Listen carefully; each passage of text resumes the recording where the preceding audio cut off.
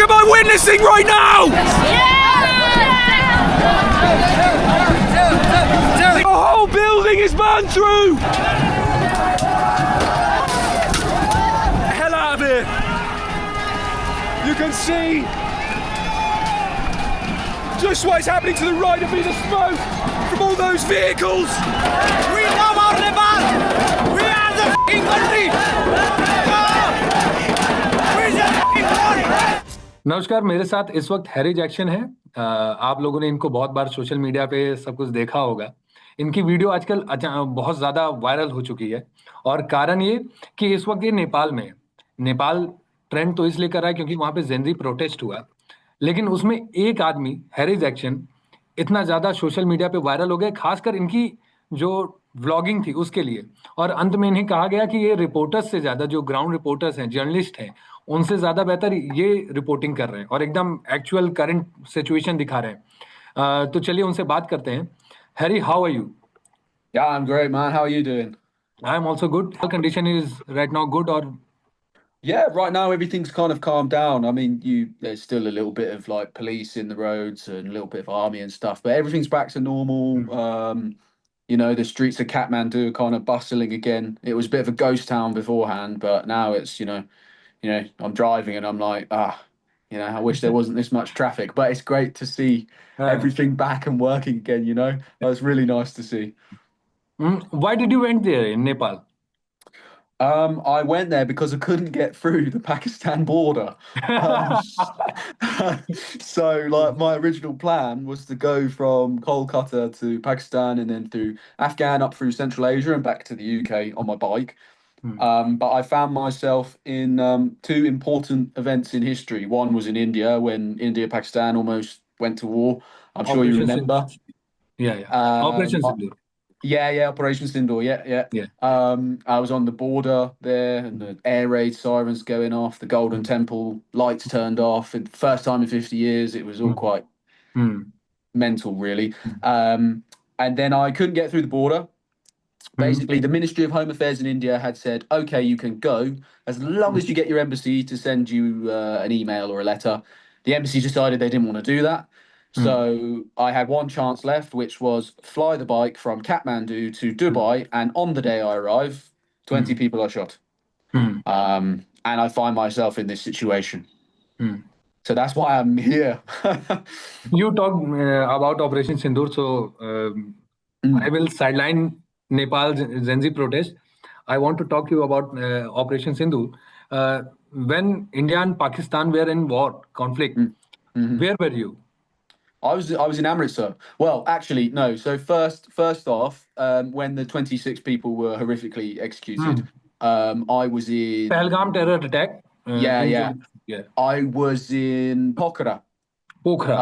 Yeah, and I'd met this person who's quite like versed with news and stuff. And the day I was about to leave, she sent me an image saying, 26 people have been executed in Kashmir and they're closing the borders. And that was the day I was going to leave to go to Amritsar to go and cross the border, the Wagah border. So then it said you had till the 5th of May to go. So I rushed my way to Amritsar. I just drove and drove because I thought on the off chance maybe they'll let a tourist through. Just you never know, right? So why not chance it? So I went there and they didn't let us through. They told us we need Ministry of Home Affairs. And it started this whole escapade of going around in circles with different government offices and trying my best to try and get through, but no dice, so fair enough. But yeah, I was in Amritsar when it all kicked off. Yeah. Then you didn't went to Pakistan, you returned India, and then you went Nepal. No, so I came from Thailand. So the plan was to cross into Pakistan, but I could not get there at all. So I didn't go to Pakistan at all. I tried to get across, but I was stopped, and then I was stuck on the border during war. And not war, but it was like their tensions were high. Tensions. The drones going across. There was like I think some strikes committed by Pakistan and some strikes committed by India, and it was all a bit like People were kind of scared. And one thing that happened to me was when I left Amritsar, my bike in Delhi got the bomb squad called on it in Rajendra Nagar, because it's like a foreign plate and it's a small bike. And I've since heard that small bikes, 125cc type bikes, are usually used as IEDs. So during the heightened tensions, I think they thought, unknown bike, called the bomb squad on it. So I had to deal with that in Delhi as well, which was, this bike has been through quite a lot. Yeah. So now coming back to Nepal condition. Yeah. Did you have any prior knowledge when you visited Nepal that about this protest is going to happen? So I didn't actually know until I got into Pokhara, and I got the first sort of understanding that social media was banned, and they'd recently banned Instagram and all Meta things, and I thought to myself, and when I came here 4 months ago, everything was not banned, so why is it banned now? And I was asking a few questions, and people were saying about corruption, but I honestly had no idea they were going to protest.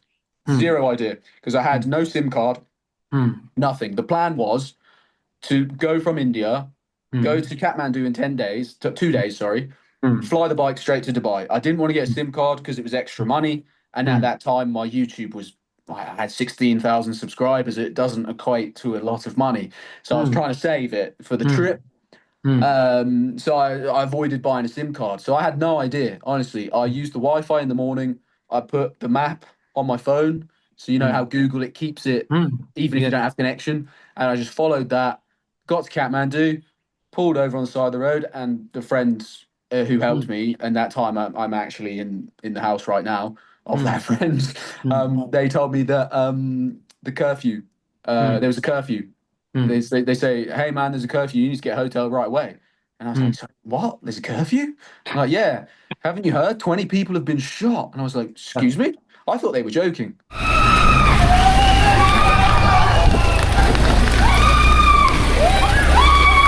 At first, I didn't quite believe it. You know, you can see the video where I arrived. There's a video on YouTube. And I'm just shocked. I'm like, what?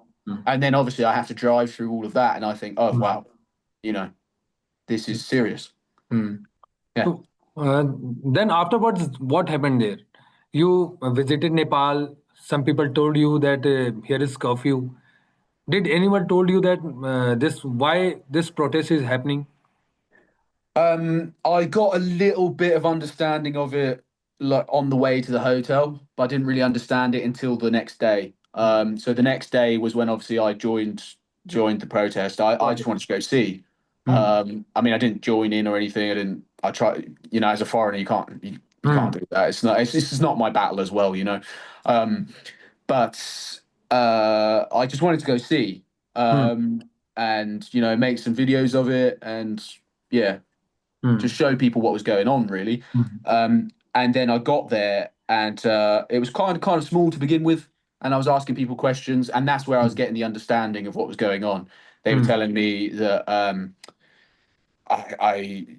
I'm not entirely correct on this, so please don't quote me on it, but it's to do with some politicians' kids were posting stuff on social media, flaunting their wealth, and then they banned all this social media stuff to try and control the posts, and like people were annoyed about corruption, and then obviously those 20 people were shot, and I think that that realistically what happened the next day was probably almost the direct result of the 20 people being shot, because people were very upset, and I saw the images online, and they were horrific, and I can understand if you were there at that time. I didn't know it was going to get as bad as it was, but I knew something was going to happen, and I wanted to go see it. I didn't realize how crazy it was going to get, because it got pretty, and as I carried on during the day, it started getting more and more and more. And I was like, wow, okay, I can't go home now. It's now my duty to stay here and film this, because no one else is really. There were reporters and stuff, but the reporters, they weren't in the crowd. They're behind all the military and behind all the riot police and stuff. Obviously to stay safe. I get it. I understand it's a dangerous situation. But there was no one kind of in the ranks of those people. And then in that moment, I just knew what I had to do. I just had to stay there and film it. I had to stay there and just capture the footage, because what I was seeing was just, I couldn't even process it at the time. You just go in this adrenaline mode. The adrenaline kicks in, and you just act. You just go. You just, Weren't So, you scared about after seeing the all protest and military curfew? yeah, I mean, I was scared about going at first. And then kind of like the first tear gas goes off, and I'm a bit like, oh, okay, this is a bit dangerous. The second one goes off, and after that, the fear kind of just subsides. It becomes normal. It's kind of difficult to explain. The way I would explain it to people is if people have ever done a fighting sport, if they've ever done boxing or Muay Thai or something like that. First few hits, you don't want to be there. It's kind of scary. You kind of want to get out of the ring. But then after the first few hits, you're just in. You're just there. And you don't really think. It doesn't hurt. Nothing really kind of registers. You're just in that like very locked in zone of, okay, this is what I need to do for the next however many minutes you're in that ring with that person, or however many minutes you're at that protest. But yeah, as soon as it got to the burning of Parliament, I was like, right, okay, after this, I need to go. Because what do you do? I called my friend afterwards. He put it in a very funny way. He said, "What do you do after you've burnt Parliament? You don't exactly go home and sit down and have a cup of tea, do you?" I was just Probably going to escalate. ask. I was going to ask that. What was your first reaction when you visited Parliament building, watching all fire burned? Man, you know what? I don't really know how to describe it. It's quite, I don't know. It's like you're in a war movie, or like a doomsday movie or something. Everything's on fire, and you're looking at everything, and you're like, "Hold on a minute, is this real?" And then you kind of come back into it, and you're like, "Oh yeah, this definitely is real." I cannot believe my eyes right now. The whole of Parliament is on fire. People are dancing. None of it is left. Look at it. The whole building is burned through. People holding Nepali flags on top of the fire engines. And I don't know, it's just such a strange mix of very strong emotions going on inside of you, but you're not really processing them because it's just so intense that you don't have time to. You don't have time to feel it, or you don't have time to like feel scared or anything. It's just like, that's on fire, that's on fire. People are kicking stuff there. There's like a guy riding his Royal Enfield bullet round Parliament. It's just all these mad scenes you think you'd only see in a video game or a movie, and then you're there and you're like, wow, okay, this is happening. Did you think that burning government properties were right? I don't think it was right. No, no, I don't. I don't think getting violent is ever the answer. I think it should have been peaceful, and I think the Gen Z's people's protests got a bit out of hand because they wanted it to be peaceful. And from what I've heard a lot from them, talking to them afterwards about stuff, they are all upset that it got to the point of burning property, smashing property, and things like that. And no, I don't think it's right. I would never join in with that. I didn't, for the record. I would never do that. And yeah. Did you think that some outsiders were involved in this protest because Gen Zs were protesting silently, and suddenly this protest take a horrific situation and everything is out of control? Yeah. Honestly, I'm not the right person to ask about it. I wouldn't be able to tell you. I don't know. I was simply there. I was a man with a camera who was filming what he saw. Anything I would tell you will be, it's kind of like he said, she said, I have no idea what happened. My understanding would be that people got really annoyed about those 20 people being shot, and then, emotions took over, and that's that. I don't know whether it was people infiltrated or whatever, but Have you interacted with protesters? Some Sorry? protesters. Have you interacted with some protesters, Gen Z? Yeah, I did. On the day I was talking with them. You can see it all in the video. I'm talking with them and I'm asking them, what's going on? What are you doing? What's that?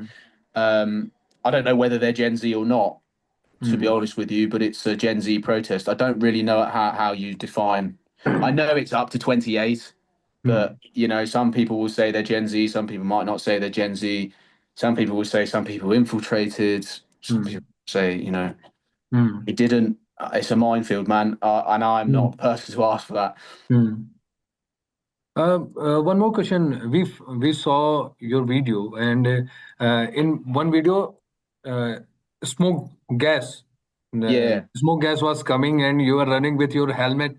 What was the situation that time? Look at them pushing that over there. More gunshots in the air. Oh shit, he's just put off some tear gas over this way. Bollocks. Sorry, dude.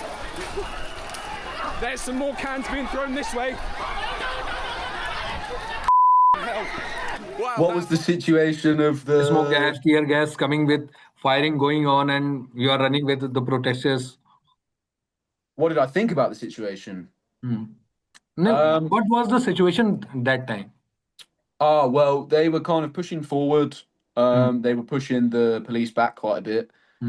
It started at this point, and they'd been pushed back further than that. Some people had set on fire stuff in the road, and I think because the riot police were getting pushed back, they decided to let off tear gas because it was getting quite violent. Right, it's getting quite aggressive, and it's to disperse the crowd and to control it. That's what I saw. And yeah, it was an interesting experience. It was a weird experience. First time I've ever been tear gassed. Hopefully, the last time I'll ever be tear gassed. And yeah, I don't know. It's a strange thing to describe. It just happens, and then you just run. That's it. Like you just know you need to get away because it burns, man. Like it really burns. It reacts very quickly. And it smells like wasabi or mustard. I wonder if it's a derivative of that, but yeah, it gets your eyes, it gets back of your throat, your head, your face, everything. Did you saw the memes were made on your video? And it was saying that Harry is working better than journalists. Yeah, I did see those memes. Yeah. What is your reaction on them? I think it's funny, but like it was never my intention. Like I was never there to be a journalist. I literally I showed up. I thought I'll go along, I'll film it, I'll get some bits from people, and it might be interesting. Let's see what's going on. But yeah, I laughed at those memes. I thought they were funny. How did you ensure your safety at that time in protest? Well, it's a bit difficult to be able to ensure your safety in a situation like that, but just being a little bit more cautious. I didn't want to be at the front anyway because that's where the main line of fire is, and also I suppose it's kind of not my place as someone who's come to this country on holiday or something to be in that front. So I just tried to stay away from that area that much when things were kicking off. So when they stormed Parliament and they broke all that stuff off, I wasn't there at that point. I was back because I was like, okay, I should not be there. I only went in afterwards. To witness kind of the aftermath of it all. So I guess that's how I maintained my safety. It wasn't, Do you think that youth anger over social media ban was justified? I don't think anything that happened in terms of violent acts should be necessarily justified. I'm also not the person to talk about it really. However, it was definitely deeper than social media. And if there's one thing that people wanted me to say on that day and to get across and to try and maintain on that day was that it wasn't about social media. The whole world thinks it's about social media, but it's about something much deeper than that. And you could definitely pick that up from people. And they were annoyed that people were saying that it was about social media and making fun of them because it clearly, you know, who in their right mind would would protest to that level of degree over just apps being banned. Is there any moment you are not going to forget? The burning of Parliament. That's a pretty unforgettable moment. I don't think it gets any bigger than that, to be honest with you. First time tear gas, I suppose that was pretty interesting as well. Do you think that but you will ever visit Nepal again?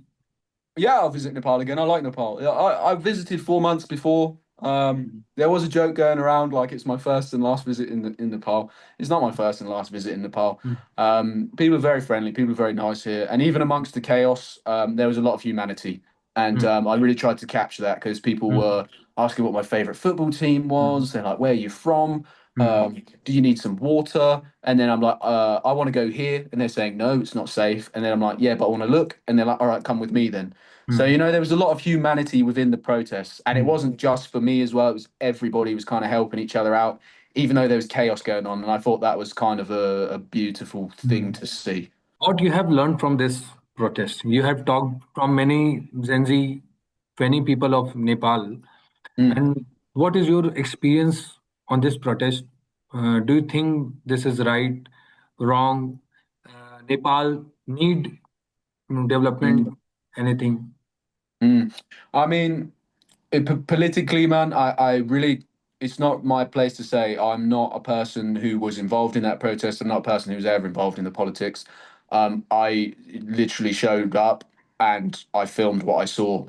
And I think that's why people enjoyed the video because it had no political lens, it had no political bias. I really was a man who just wanted to see what the protest would unfold, how it would unfold. And yeah, I can't speak about the politics for a country that I'm not from. Last question. You are wearing Rudraksh right now. Yeah, I am. Yeah, Yeah. I was gifted it. Yeah. Who Yeah. gave you this?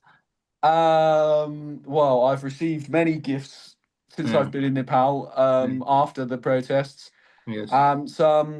He's called Ailish. Ailish, he's a sound healer. He took me to some sound healing after the protests so I could calm down a bit. But on that day, my video had been taken down for copyright, which was false claim. And I couldn't quite find peace during the sound healing because all I could think about was my video. But yeah, he gifted me this. I And am also wearing this. oh, The nice, same man. Rudraksh. Amazing. Snap. Now, how are you feeling in Nepal? Till Yeah, how safe. many days you are going to be there?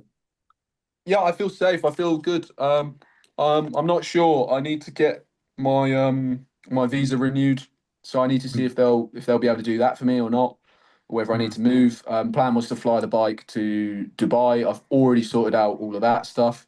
But some interesting things have come up in terms of like content opportunities, so I might stay a little bit longer. Hmm. Yeah. Okay. Thank you so much, Harry. And do visit India again. Yeah. Give me a text. I will visit you. Ah, that'd be wicked, man. Thanks, man. Appreciate Thank you it. so much. Thank you so much. Cheers. All right. See you. Namaste. Namaste. Namaste. Thank you.